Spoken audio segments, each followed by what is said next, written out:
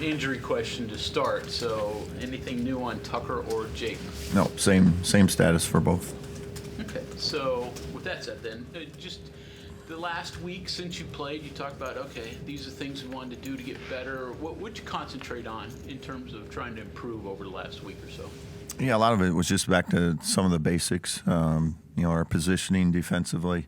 The defensive rebounding piece, again, putting some more emphasis on that, coming up with maybe new drills to get a new way to go hit a body and things. And then offensively, just cleaning up some of our sets and things, for right now with guys in different positions and things.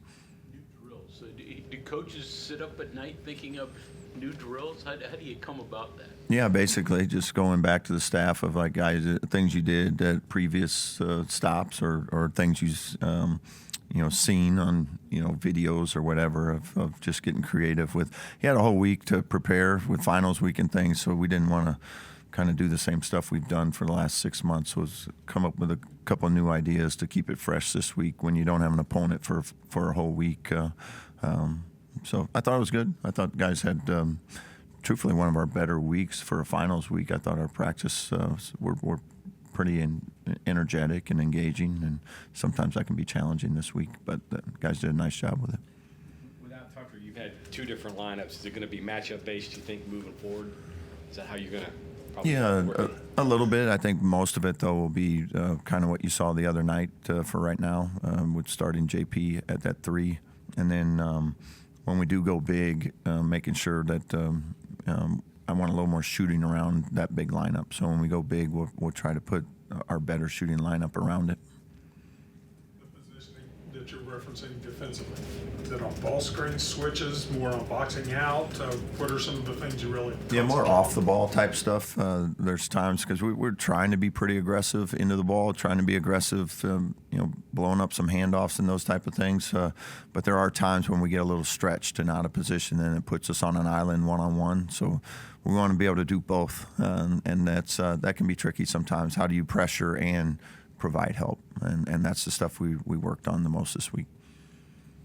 Paying attention to some of these results, Georgetown had a pretty good week last week. Syracuse and Creighton and Bethune-Cookman just beat South Florida. Have you looked at some of the results out there and maybe some of the games that could end up being sleeper games for you down the road?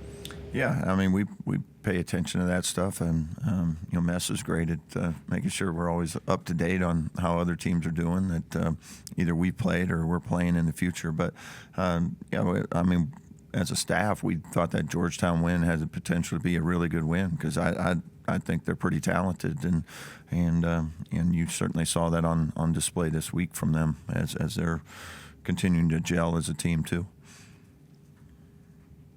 Some of those, Bethune getting a win, all that helps your net in the long run. Do you pay attention to past things like that, not just Georgetown but others, to see, this moves us up a little bit? Yeah, I think the important part is that those things matter, in late February and March. Right now it's just puts you, like we mentioned last week, puts you in position, which you want to be, but you got to continue to win games. I mean, that's ultimately what has to happen. So, and then if you do that, now all those things really become important, and that's where you want to be as you head out of non-conference play. And like I told the guys, like we got one more left, and we need to make sure we take care of business there. But from just a straight net perspective, you put yourself in position. You see any growth the last couple games and just the way your team has reacted and responded with Tucker out? Yeah, that's. I think we've done some nice things. There's certainly been some moments too where you could see, some of the disconnect on offense and things. We've had to keep it fairly simple as guys are trying to learn new roles, new positions during those couple games. So that part made it a little harder, and that's some of the stuff that we were able to do a little more of this week. Are you further along defensively or offensively right now? Defensively. Defensively? Is that to be expected? Get a group together like this new? Yeah, maybe. I mean, I guess the teams I've had where we've had a lot of new faces, it's been a little bit of a mixture of both. I think it's whatever the group kind of catches on to quicker. But I feel like this group defensively, they have a pretty good feel for what we're trying to accomplish. Not that they don't offensively, it's just we certainly have longer legs in games where we go 3, 4, 5 minutes that it's not quite as clean and sharp as we would like it to be. Offensively, a little more difficult timing and playing together than Yeah, than I would say defensively. so. Yeah, there's certainly more parts that got to be in the right spots and things to execute offensively, and how do you best utilize those guys in different spaces, I guess, on the half court especially. When you watch tape of Javon Small when you're deciding to, recruit him, has he done everything that you thought? Better areas than you anticipated? And what's his next step? Where's his growth? Because he's been really good. Yeah, I hope he can continue to grow because he's playing at a high level right now. I think the biggest thing for him, he was able to really change his body. He wanted to get a little thinner. He thought it made him a little faster, leaner, and stuff. And I think that's shown up on the floor, the playing floor. I think he's got a little that burst back again, and then. Defensively, I think that's helped him there as well.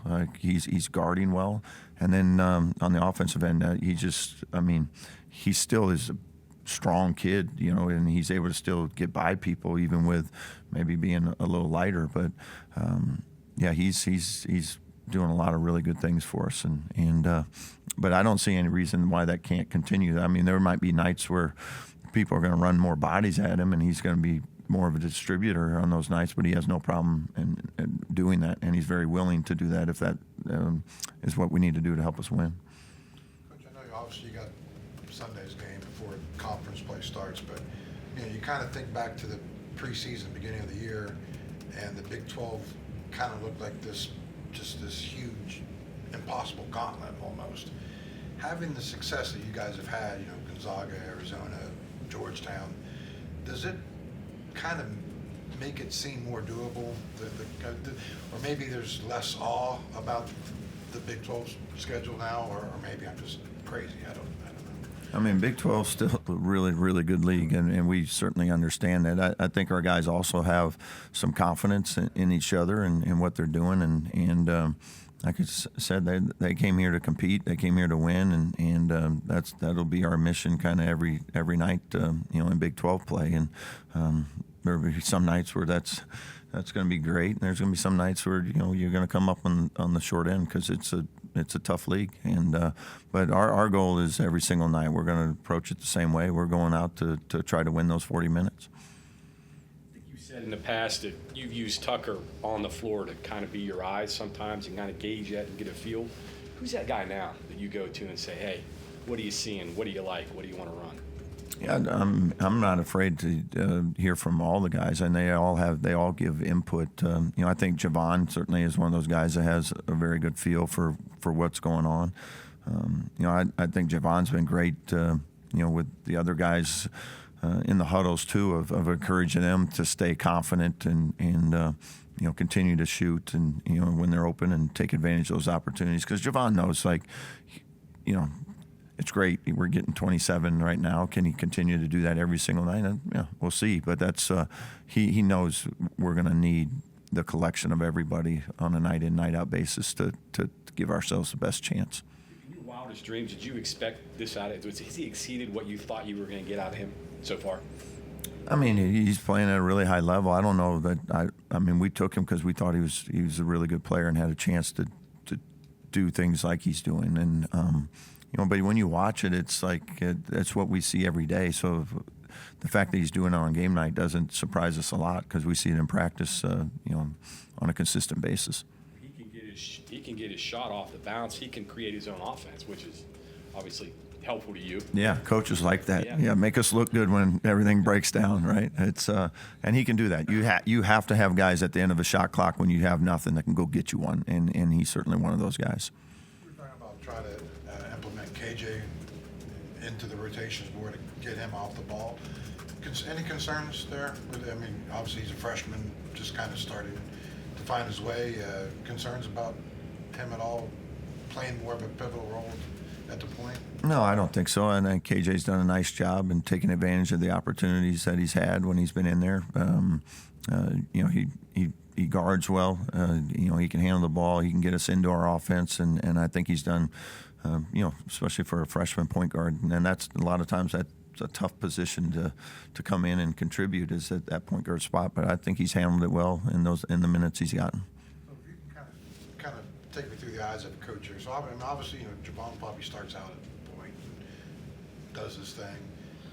If KJ comes in and all of a sudden Javon moves off to the side, what does that do from a coaching standpoint? Like, how much of a reaction, I guess, does that force? I guess if he's suddenly in another spot.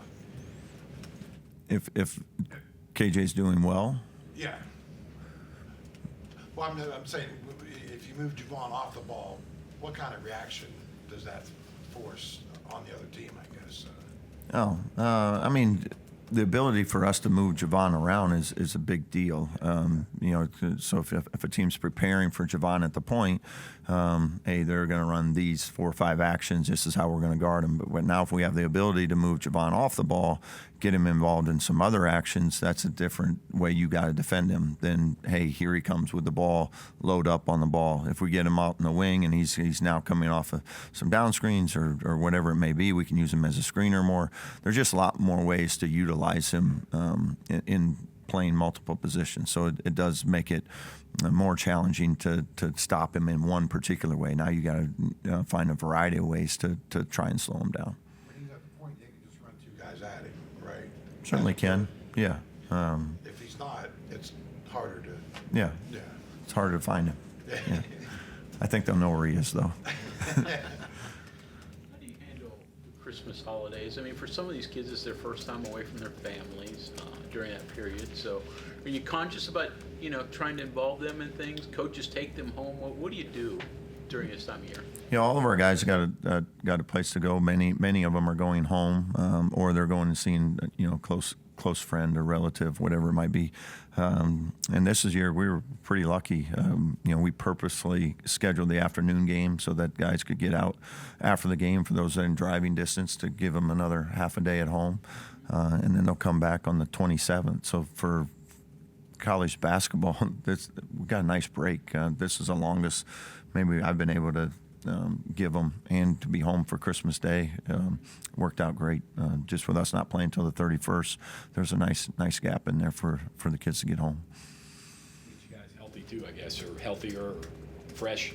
Yeah, I mean, it's a nice break. You just let your body just heal up a little bit and then get ready for a big stretch run when we get back. Have you been conscious of that? Because you are down a few guys and you don't have a lot of depth. Do you have to be mindful of that?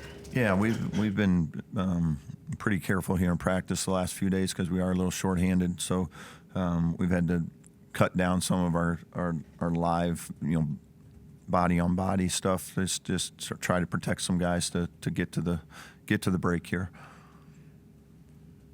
Still expecting to add Hayden to the roster now that football's over? Yes. Yep.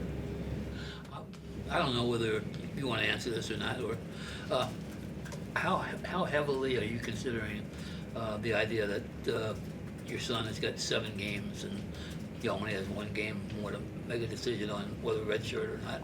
Is the situation reached that stage yet, or what are you going to do with that? Yeah, like we said, we just rely on the medical team, and they'll make those decisions, for us. It could be done, all right.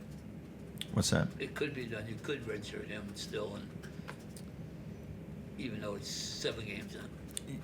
That would still be a possibility. Yes. Yep. What do you know about Mercyhurst? I mean, we know they're moving up from Division II. I'm sure you scouted them a little bit. What can you tell us about them? Yeah, primarily man-to-man. They'll switch almost everything, ball screens and all those. They will run a little zone. They haven't done a ton of it this year, but they've done some in a recent game. And then offensively, they run really good stuff, kind of get you moving, a lot of flares and kind of multi-dimensional guys that can all play pretty positionless. So that's kind of them at both ends of the floor.